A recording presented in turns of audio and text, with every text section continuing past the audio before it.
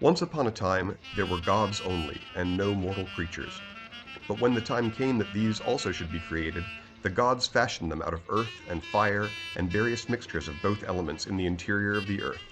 And when they were about to bring them into the light of day, they ordered Prometheus and Epimetheus to equip them, and to distribute to them severally their proper qualities.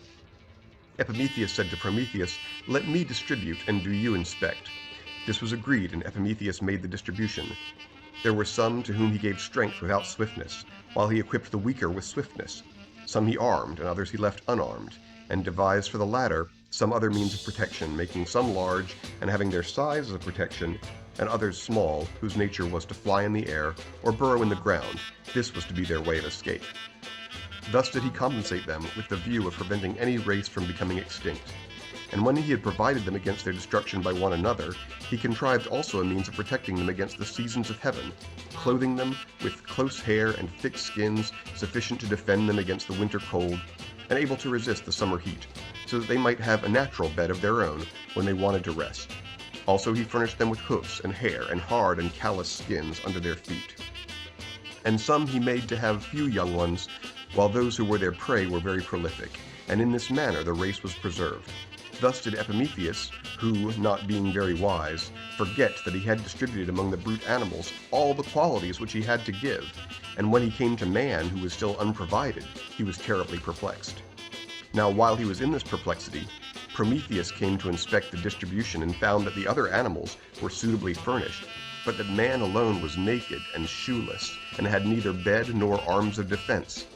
The appointed hour was approaching when man, in his turn, was to go forth into the light of day, and Prometheus, not knowing how he could devise his salvation, stole the mechanical arts of Hephaestus and Athena, and fire with them.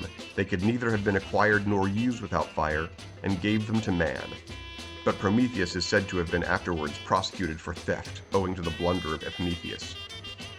Zeus hid his anger in his heart, because Prometheus the crafty deceived him.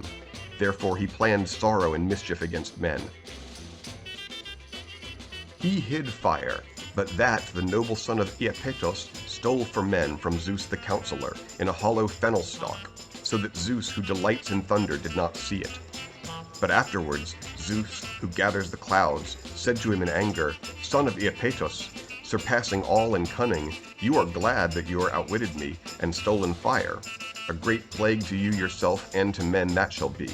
But I will give men as the price for fire an evil thing, in which they may all be glad of heart, while they embrace their own destruction." So said the father of men and gods, and laughed aloud.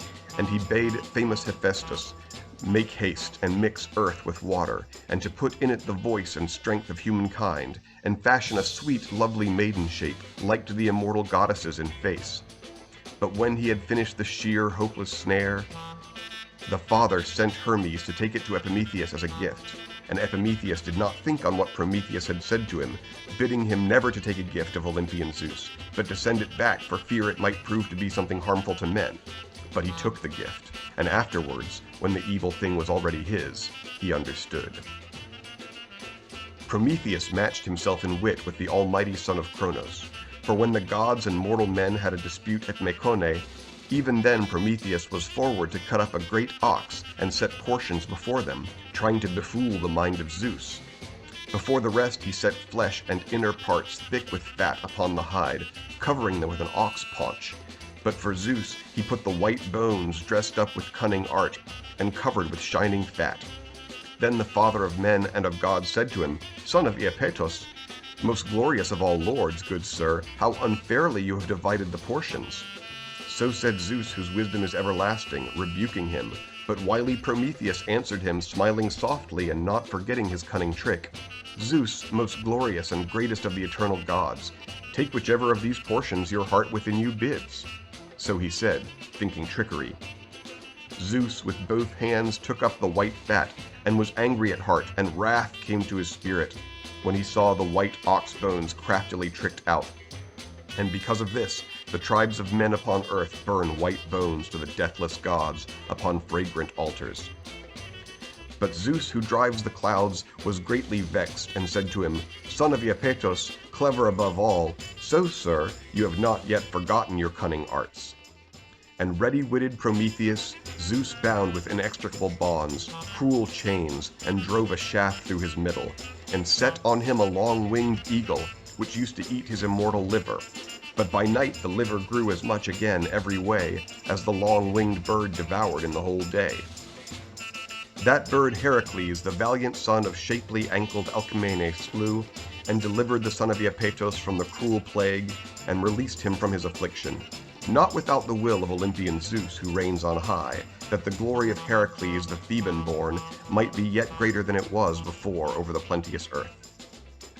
This then he regarded, and honored his famous son. Though he was angry, he ceased from the wrath which he had before, because Prometheus matched himself in wit with the almighty son of Cronos. So it is not possible to deceive, or go beyond the will of Zeus, for not even the son of Iapetus, kindly Prometheus, escaped his heavy anger, but of necessity strong bands confined him, although he knew many a wile.